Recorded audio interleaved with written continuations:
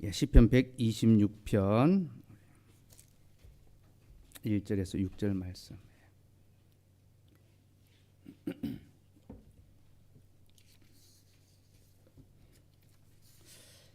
한 절씩 우리 교독하도록 하겠습니다.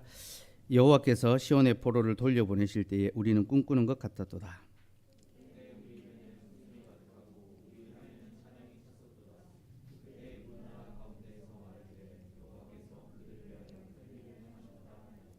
여호와께서 우리를 위하여 큰 일을 행하셨으니 우리는 기쁘도다. 눈물을 흘리며 씨를 뿌리는 자는 기쁨으로 거두리로다. 울며 씨를 뿌리러 나가는 자는 반드시 기쁨으로 그 곡식단을 가지고 돌아오리로다. 아멘. 이 말씀은 우리가 연초에 몇 번 살펴보면서 또 한 해를 시작하는 마음가짐을 또 새롭게 했던 말씀입니다. 오늘 그때 다 다루지 않았던 내용들을 또 한번 다루면서 다시 한번 말씀의 유익을 또 우리가 누렸으면 좋겠고, 제가 지난 주일에 좀 오랜만에 성경 신학적인 설교를 좀 했어요. 그래서 조금 성경 신학의 이 맛이 배인 좀 설교를 했는데, 확인해 보니까 이제 잘 알아듣신 분도 있겠죠. 있고 잘 알지 못하고 이해하지 못한 분들도 있는 것 같아요. 그래서 다시 한번 오늘 또 이 말씀을 통해서 지난 주일 말씀을 다시 한번 리마인드하고 확실하게 또 마음에 새기고 또 정리할 수 있으면 좋겠습니다. 제가 주일에 오후에 이제 시편 말씀 인용하면서, 시편은 서정시가 아니라 서사시라고 말씀드렸습니다. 그러니까 우리의 감정을 어떻게 노래하는 그런 서정시가 아니라 하나님의 구속 역사를 배경으로 하나님께서 자기 언약 백성을 위하여 어떤 구원사를 이루셨는가를 기록해 놓은 것이 시편입니다. 그러니까 대하서사시라고 보시면 됩니다. 그래서 시편을 통해서 우리는 하나님의 구원 역사의 흔적, 성경 속에 흘러가고 있는 구속 역사의 그 흔적들을 볼 수 있어야 됩니다. 오늘 126편도 마찬가지입니다. 126편은 직접적으로는 바벨론 포로에서 돌아오는 바로 그 사건을 이제 가리키고 있죠, 그죠? 근데 단순히 그것만이 아니라 성경 전체의 역사 속에서 하나님께서 죄의 비참에 빠진 인생들, 자기 택한 백성을 어떻게 회복시키신지, 어떻게 돌아오게 하신지, 그 내용을 쭉 우리가 이제 126편에서 찾아볼 수 있는데요. 오늘은 그 4절부터 6절 내용을 좀 보도록 하겠습니다. 4절에 보면, 4절 한번 읽어봅시다. 시작. 여호와여 우리의 포로를 남방 시내들 같이 돌려보내소서. 자, 1절에서 3절까지는 먼저 돌아온 자들이 구원의 하나님께 감사합니다. 그리고 4절부터는 이제 남은 자들, 아직 돌아오지 못한 자들, 하나님 그들을 다시 돌려주십시오. 이 약속의 땅으로 돌아오게 하시옵소서. 그렇게 남은 자들을 위하여 이제 기도하고 있죠. 성도들을 위해서 우리가 함께 기도해야 된다는 것을 여기서 이제 교훈으로 얻었는데, 그 포로가 돌아오는 장면을 지금 시인은 무엇에 비유하고 있습니까? 시내 물이 흘러가는 거죠. 남방 시내들 같이. 자, 남방의 골짜기는 건기 때는 바짝 메마른 그런 골짜기인데, 우기가 되면 이제 거기 비가 폭우가 내려서 그 골짜기마다 물이 콸콸 흘러서 이제 시내가 막 흘러 내려갑니다. 폭포수처럼. 이 시인은 바로 그 장면을 연상시키면서 포로에서 돌아오는 그 사람들의 모습을 마치 강이 툭 터져서 흘러오는 것처럼, 홍수가 나면 막 물줄기가 막 밀려 내려오잖아요, 그죠? 우리 작년 태풍 때 우리 교회 앞에 범람을 해서 1층이 다 잠긴 것처럼 막 밀고 들어오는 것처럼, 하나님 우리의 포로들, 남은 포로들을 시냇가처럼, 시냇물이 흘러 넘치는 것처럼 돌아오게 하여 주시옵소서. 그렇게 이제 기도하고 있습니다. 근데 제가 지난 주일 오후에 이제 이 시내가 무엇을 가리키는지 설명드렸죠. 시편 1편의 말씀을 가지고, 시편 1편은 악인의 길과 의인의 길을 딱 대비하고 있습니다, 그죠? 창조로부터 악한 자들의 길, 하나님의 언약을 거스리고 하나님께 반역하는 악한 자들, 가인의 후손으로 말미암은 그들이 악한 자의 길을 가잖아요. 그 악한 자의 그 길, 그리고 그 오만한 자들이 그 자리에 앉지 아니하는 것, 그것이 우리가 참된 신자가 가야 될 길인데, 그 악인의 길과 의인의 길, 의인의 길은 뭡니까? 여호와의 말씀을 즐거워하며 주야로 묵상하는 것, 말씀을 깊이 묵상하며 그 말씀의 길로 가는 것이 의인의 길인데, 그렇게 의인의 길을 가는 자는 시냇가에 심기운 나무와 같다. 그래서 이 시내라는 말이 시내, 라고 번역할 수도 있지만 사람의 이름으로도 번역할 수 있다라고 했죠. 다시 한번 찾아봅시다. 창세기 10장 25절. 예. 제가 이 한번 이야기하면 다 안다 생각하고 넘어갔는데 아닌 것 같아요. 그래서 다시 반복하고, 교육의 최고의 이 좋은 방법은 반복이죠. 그래서 예. 다시 한번 확인하도록 하겠습니다. 10장 25절. 예. 25절 같이 읽읍시다. 시작. 에벨은 두 아들을 낳고 하나의 이름을 벨렉이라 하였으니 그때의 세상이 나뉘었으며 벨렉의 아우의 이름은 욕단이며. 자, 에벨이 두 아들을 낳는데 하나는 벨렉이고 하나는 에벨입니다. 그죠? 욕단입니다. 그죠? 이 벨렉이라는 이름의 뜻이 세상이 나뉘었다. 예. 그러니까 이때 세상이 나뉘는 사건이 이제 벌어진 겁니다. 그게 바벨탑 사건이죠. 그죠? 자, 제가 늘 말씀드렸죠. 바벨탑 사건은 개별적으로 떨어져 있는 사건이 아닙니다. 홍수 이후에, 노아 홍수 이후에 하나님께서 노아를 통하여 새로운 언약 백성을 흘려 보내시는데 거기에 또 불순종하는 자들이 있죠. 함의 후손들. 그죠? 근데 재밌게도 성경은 언제나 악한 자들의 족보를 먼저 소개합니다. 가인의 족보가 먼저 나오고 그 다음에 아담의 족보가 나오거든요.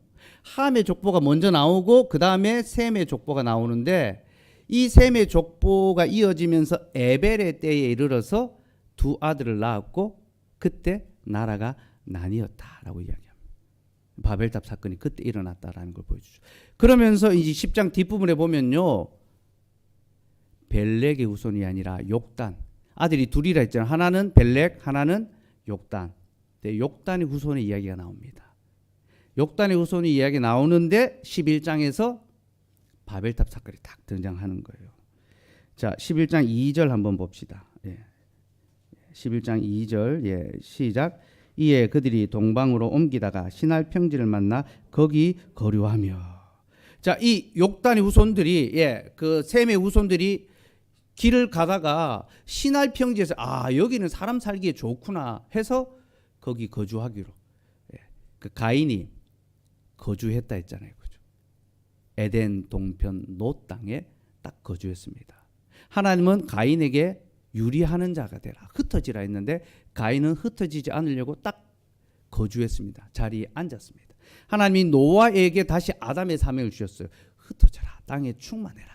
그러니까 이들은 흩어져야 됩니다. 근데 이 셈의 후손이 흩어지지 않으려고 시날 땅에 딱 살기 좋은 땅에 정착했는데 마치 롯이 소돔 땅에 정착하는 것처럼 딱 좋은 땅에 정착했는데 이 시날 땅이 누구의 땅이냐면 함의 후손의 땅입니다.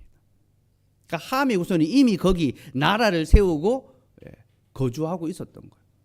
그러니까 이 셈의 후손이 그 시날에서 함의 후손과 함께 살게 된 거죠. 같이 어우러진 게 됐어요. 혼합됐습니다.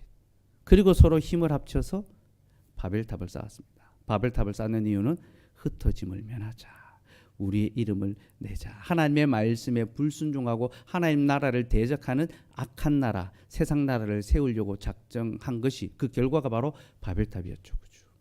그러니까 지금 하나님의 언약 백성들이 구별된 자로서 하나님의 말씀을 따라 온 세상이 흩어져야 되는데 그들이 그 삶이 너무 고달프고 우회하는 길, 돌아가야 되는 길, 악한 자들은 빨리빨리 자리 잡고 번성해 가는데 이들은 여전히 고생하며 돌아가며 말씀대로 예배하며 살려니까 너무 손해가 막심한 거예요. 그래서 그 약속, 하나님의 말씀을 버려버리고 그 땅에 거주하여 살기로 작정한 것입니다.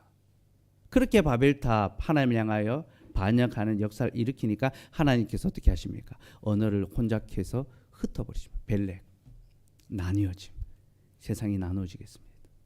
그렇게 노아의 족보가 어떻게 악한 자들, 언약 백성들마저도 악한 자들과 하나가 되는, 배교하는 삶을 살아간지를 보여주다가 하나님이 다시 셈의 족보를 이야기합니다. 그 셈의 족보는 이제 욕단이 아니라 벨렉의 후손으로 이어집니다. 11장 10절 한번 봅시다. 11장 10절 시작. 셈의 족보는 이러하니라. 셈은 100세 곧 홍수 후 2년에 아르박삭을 낳았고. 자, 셈의 족보가 다시 언급이 됩니다. 예, 그리고 16절 한번 봅시다. 16절 에서 18절 시작. 에벨은 34세에 벨렉을 낳았고 벨렉을 낳은 후에 430년을 지내며 자녀를 낳았으며 벨렉은 30세에 르우를 낳았고. 자, 에벨이 아들 둘을 낳았는데 이제는 욕단의 후손이 아니라 벨렉의 후손을 이야기합니다. 그죠? 욕단의 후손은 그 앞에 바벨탑 이전에 있었던 함의 후손과 타락하게 되는 후손. 그래서 하나님께서 셈의 후손에 벨렉 나뉘어짐. 이제 내가 내 택한 백성을 새로 부르겠다. 그리고 그 족보의 끝에 누가 등장합니까? 아브라함이죠. 그죠? 26절 읽읍시다. 시작. 데라는 70세에 아브라함과 나홀과 하란을 낳았더라. 그리고 아브라함을 불러내잖아요. 그 시날 평지에서, 그 악인들의 땅에서 불러내시고 너는 내가 지시할 땅으로 가라. 그 시날 평지가 약속의 땅의 동쪽에 있었습니다. 가인이 에덴의 동산에서 동쪽으로 자꾸 갔잖아요. 그 동쪽으로 가는 것은 하나님께부터 멀어지는 길인데 셈의 후손이 동쪽으로 갔는데 하나님이 다시 아브라함을 서쪽으로, 하나님의 보좌가 있는 곳으로, 말씀이 있는 곳으로, 하나님의 약속이 있는 곳으로 불러 올리십니다. 그게 새로운 구속 역사의 시작이죠. 인간의 패역과 완악함과 불순종, 그리고 언약 백성들마저도 그 언약을 하찮은 음식, 만나를 하찮은 음식, 하나님은 만나를 신령한 음식, 영생의 양식으로 주셨는데 그들은 그 복음을, 그 하나님의 약속을 하찮게 여긴 겁니다. 세상에서 이 약속으로 땅을 살 수 있습니까? 집을 살 수 있습니까? 차를 살 수 있습니까? 아무것도 바꿀 수 없는 엄과 같은 거 아닙니까? 그렇죠? 언제 이 약속이 내가 이 실물로 바꿀 수 있을지 이게 확인이 안 되는 겁니다. 이 뭐 가상화폐처럼, 그죠? 비트코인처럼 막 주가가 막 쭉쭉쭉 떨어지는 그런 느낌이 드는 겁니다. 이 약속이 너무나 힘이 없어 보이고 세상을 살아가는데 이 복음의 약속은 아무런 도움이 안 되는 것 같습니다. 도리어 걸리적거리고 손해를 주는 것 같죠. 그래서 어떻게 합니까? 그걸 하찮은 복음으로 여기고 팔아넘겨버렸죠. 세상의 것들과 바꾸어 버립니다. 그게 바로 욕단의 후손들, 셈의 후손들이 했던 것이고, 하나님 그렇게 자기의 택한 백성들마저도 배교하자 그 세상에서 다시 새로운 계보를 불러내십니다. 이 계보, 이 족보가 성경에서는 시냇가, 시내의 이미지로 설명한다 했잖아요. 물이 흘러오는, 강줄기가 흘러오는 것처럼 하나님의 구속의 역사가 막 흘러내려오고 있는데 인간의 불순종으로 이게 탁 물꼬가 막히니까 하나님이 이걸 다시 터뜨리는 거죠. 물꼬를 터뜨려가지고 새롭게 시냇물이 졸졸졸 흘러가게, 처음에는 작은 물이 흘러가게 합니다. 아브라함 한 사람을 부르셨지만 하늘의 별과 같이 바다의 모래와 같이 많아지게 하시겠다. 그게 하나님의 구속 역사라는 거죠. 성경은 우리에게 그런 구원 역사를 보여주고 시편이 우리에게, 시편 1편이 그걸 가르쳐주는 거예요. 저는 시냇가에 신기온 나무. 여기서 신기온 나무라는 것은 누군가가 옮겨 심었다라는 것입니다. 나무는 스스로 심지 않습니다. 그죠? 움직이지 않습니다. 옮겨 주어야지만, 농부가 옮겨 주어야지만 심길 수 있죠. 우리가 사망의 땅에 심겨 있었는데, 메마른 땅에 심겨 있었는데 그리스도께서 우리를 옮겨서 생명의 시내, 하나님의 구속의 백성 안으로 옮겨 주셨습니다. 아브라함이 그 갈대아 우르 시날 평지에서 우상을 섬기며 살았는데 하나님이 그 사망의 땅에서 그를 옮겨 심으셨습니다. 약속의 땅으로. 이게 하나님의 구속 역사고요. 교회가 바로 그것입니다. 우리가 죄와 사망의 비참한 세상 가운데 살고 있었는데 하나님께서 우리를 옮겨 심으셨습니다. 교회라는 단어가 불러내었다라는, 에클레시아, 불러내었다. 죄와 사망으로부터 불러내어서 생명, 의의 나라로 옮겨 심으신 것. 그래서 우리는 시냇가에 심기운 나무라는 거죠. 그러니까 시편을 보면요, 하나님의 구속 역사가 얼마나 놀라운지 진짜 입이 진짜 턱턱 벌어집니다. 제가 사실은 지난 주일 설교하고 와, 정말 구속의 이 비밀이 너무 놀랍다. 진짜 대박이다. 이런 요즘 잘 못 들어, 여러분들에게 잘 못 들어본 대박이라는 말씀이 너무 놀랍고 신비로워서 제가 지난 주간에 충청 지역에 중고등부 설교했는데 이거 녹음되는데 예. 제 평소 컨디션에 비하면 전에는 이제 날아다녔는데 이제는 겨우 걸어 다닌 정도였어요. 근데 제가 다시 천안에 올라왔는데 피드백을 막 주시더라고요. 와, 목사님 애들 찢어놨다면서. 애들이 중학교 1학년 6학년 애들이 와가지고 설교에 대한 몰입도가 정말 엄청났다면서. 그래서 둘째 날에 막 다 울고 막 그 말씀의 은혜를 받았다면서 막 이제 그 컨퍼런스에 이제 자기 자녀들하고 교회 아이들 보냈던 목사님들 오셔가지고 막 극찬을 하시더라고요. 그래서 야, 내가 옛날에 비하면 진짜 걸어다닌 정도였는데도 하나님께서 말씀의 역사를 하시는구나. 너무 새롭고 너무 신선하고 너무 놀라운 하나님의 구속 역사의 그 비밀이 드러날 때에 어린 아이들도 반응하더라고요. 예, 진짜 같이 울고 기도하고 하나님의 그 복음 앞에서 살기를 서원하고 약속하고 그렇게 했었거든요. 그 말씀이 우리에게 그런 위로와 은혜와 놀라움을 주고 우리의 마음을 뛰게 합니다. 그럼 시편 46편도 한번 보실까요?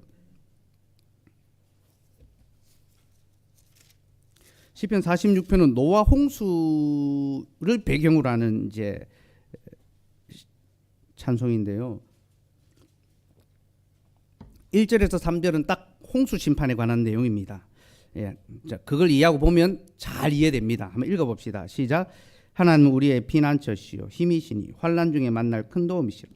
그러므로 땅이 변하든지 산이 흔들려 바다 군데 빠지든지 바닷물이 솟아나고 뛰노들지 그것이 넘침으로 산이 흔들지라도 우리는 두려워하지 아니하리로다. 셀라. 역사 속에서 이 일은 딱 한 번 일어났습니다. 홍수 심판 때. 바닷물이 솟구쳐 오르고 산이 흔들리고 그렇죠. 그러나 우리는 두려워하지 않는다. 노아의 가족은 두려워하지 않았죠. 하나님의 구원의 방주 안에 있었기 때문에. 근데 4절에 이상한 내용이 하나 나옵니다. 4절 읽읍시다. 시작. 한 시내가 있어 나뉘어 흘러 하나님의 성 곧 지존하신 이의 성소를 기쁘게 하도다. 한 시내가 있는데 이게 나뉘어 흘러서 하나님을 기쁘시게 한다. 여러분 이상한 내용이 하나 딱 갑자기 나와요. 그리고 그 다음에 보면은 하나님이 우리를 도우시고 우리와 함께 하신다 이 고백이 나거든요. 그러니까 앞에도 하나님이 함께 하심으로 우리가 도움을 얻고 피난처가 되시고 뒤에도 그런 내용입니다. 근데 딱 4절은요. 시내가 나뉘어 흐르니 하나님이 기뻐하셨다라는 거예요. 바로 우리가 살펴봤던 창세기 10장 11장 내용 아닙니까? 하나님께서 홍수 심판 후에 언약 백성의 시내를 흘려보내시는데 그 시내가 막혀버린 거죠. 큰 돌 때문에 사단이 심어놓은 그 큰 돌 때문에 막히게 됐습니다. 근데 벨렉 나뉘어 흐르게 하심으로 하나님께서 다시 자신의 구원 역사를 흘러가게 하신 이것이 하나님의 기쁨이라는 거죠.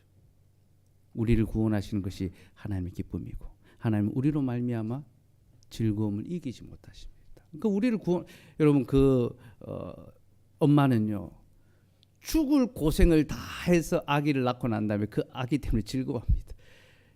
내가 네 때문에 죽을 고생했다. 꼴도 보기 싫다. 그런 엄마 한 명도 없습니다.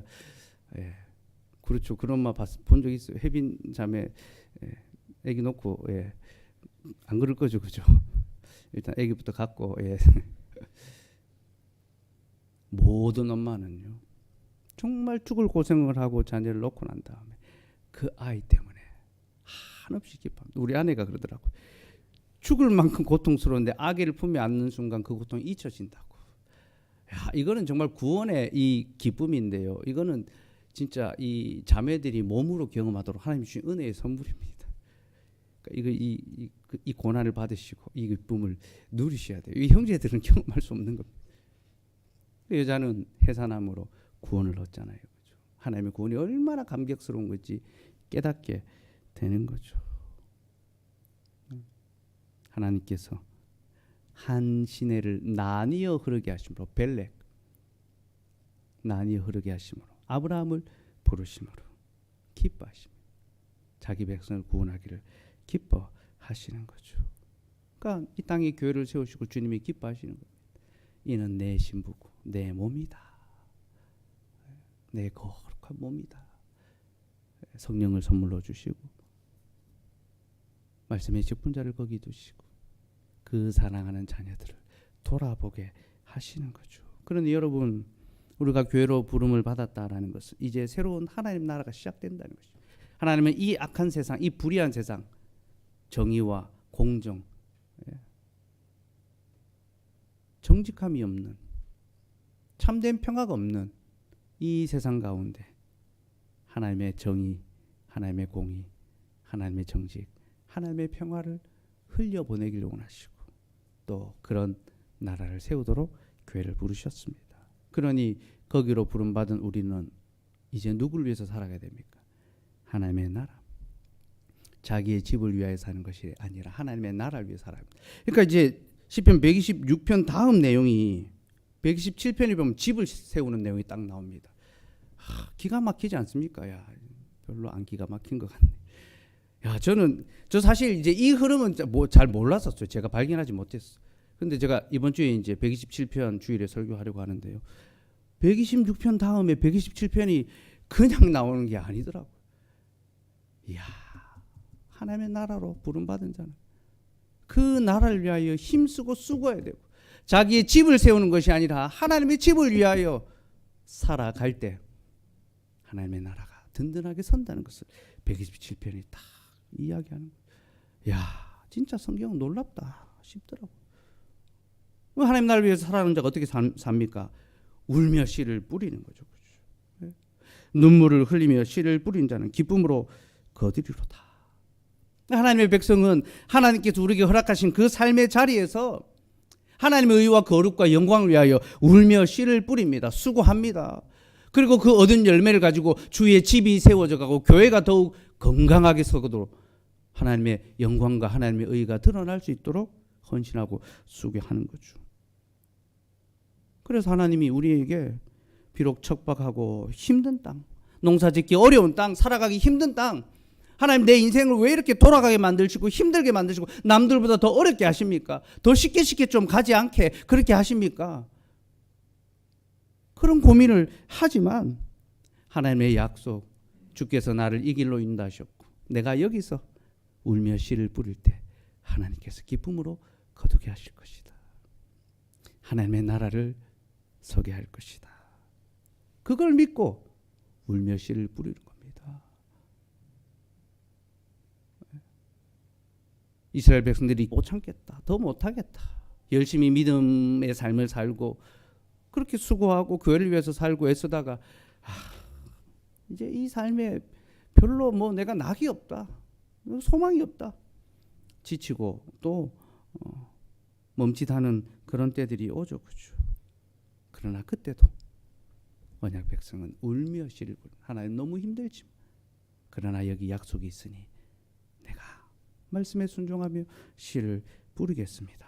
그렇게 씨를 뿌리는 거예요. 근데 여러분 이 울며 씨를 뿌리는 일이요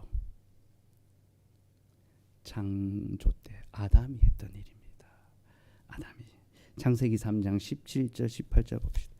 야, 제가 오늘 성경을 지금 다 풀어주고 있습니다, 여러분. 이 어디 가서 한 10만 원 지금 받아야 제가 이 창세기 3장 17절 18절 같이 읽을까요? 시작. 아담에게 이르시되 내가 내 아내의 말을 듣고 내가 내게 먹지 말라 한 나무 열매를 먹었은즉 땅은 너로 말미암아 저주를 받고 너는 내 평생에 수고하여야 그 소산을 먹으리라. 땅이 내게 가시덤불과 엉겅퀴를 낼 것이라. 내가 먹을 것은 밭의 채소인즉. 하나님이 아담에게 네가 범죄했으므로 땅이 너로 말미암아 저주를 받을 것이다. 그럼 땅이 저주를 받는다는 게 뭡니까? 이제 내가 수고해도 그 수고의 열매를 합당하게 주지 않는다는 가시덤불과 엉겅퀴를 주는. 아담은 처음에 옥토를 받았습니다. 너무너무 좋은 내가 심지 않은 열매를 먹을 수 있는 그런 잘 가꾸기만 하면 되는 그런 땅을 받았습니다. 그러나 그는 잘 가꾸지 못했죠. 범죄됐습니다. 그래서 그는 그 옥토를 잃어버리고 쫓겨났습니다. 거칠고 척박한 땅으로 쫓겨났습니다. 내가 열심히 씨를 심어도 내가 심지 않은 잡초가 납니다. 그죠? 그리고 내가 심지 않은 가시덤물과 엉겅퀴가 열매가 맺히죠. 그죠? 그래서 여러분 세상은 내가 열심히 수고해도 수고한 만큼의 합당한 대가를 잘 주지 않습니다. 그죠? 인생이 생각지도 못하게 넘어지고 자빠지고 실패하게 되고 손해보게 되고 그런 상실을 경험하게 됩니다. 왜 그렇습니까?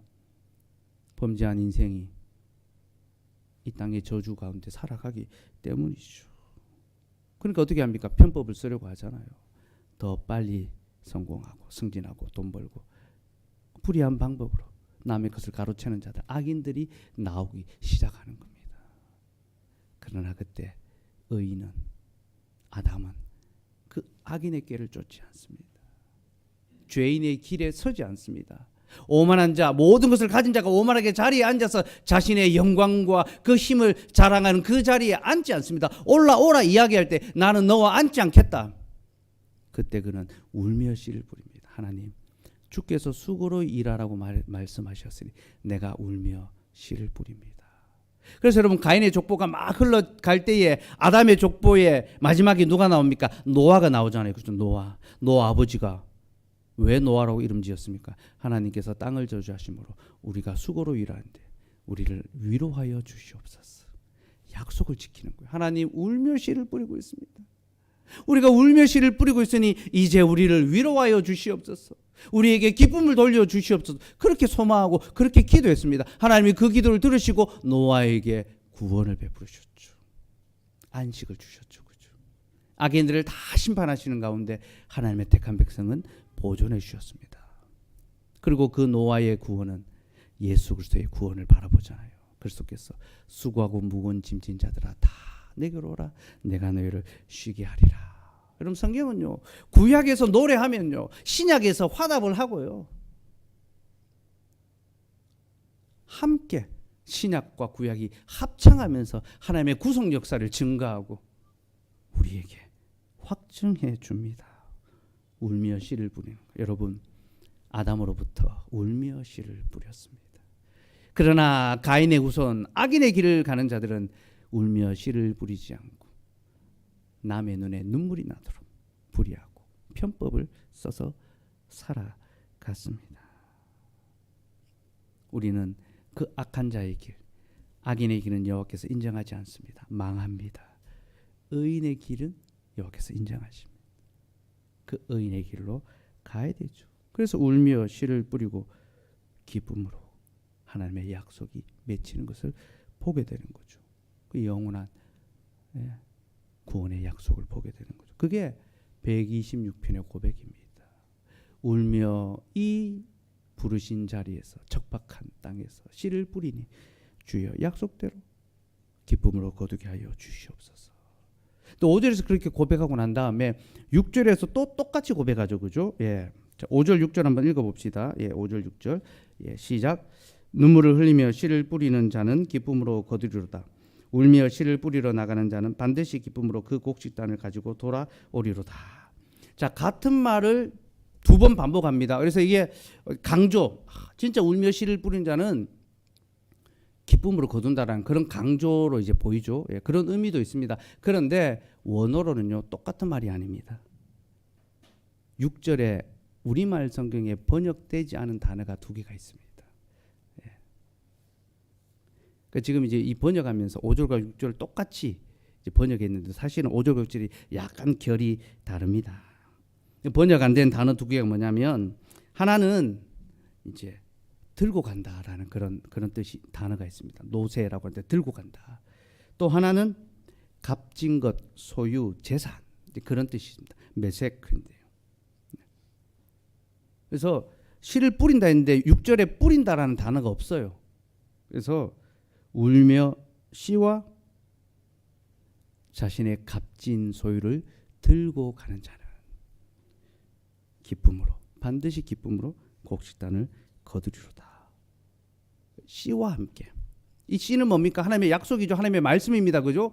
하나님의 말씀대로 살아가겠다는 그 소망과 함께 자신의 가장 값진 것, 그 재산을 들고 가는 자, 그가 기쁨으로 거둡니다.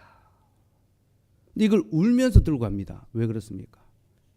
자기의 것을 내어드리는 것이 쉬운 사람이 어디 있습니까? 그죠? 자기의 가장 소중한 것, 자기의 가장 값진 재산을 하나님께 내어 드릴 수 있는 사람이 얼마나 많습니까? 잘 없습니다. 그래서 울면서 그걸 가지고 가는 거예요. 하나님, 나의 소유와 시간과 건강과 내 모든 것을 주께 돌려드립니다. 주님 받으시옵소서. 내 헌신과 수고를 받아 주옵소서. 울면서 그렇게 드리는 겁니다. 그러면 하나님께서 그에게 기쁨으로 단을 거둘 수 있게, 곧 땅의 것, 유한한 것으로 드릴 때 하나님께서 더 좋은 것, 하늘의 것, 영원한 것을 우리에게 주신다라는 겁니다.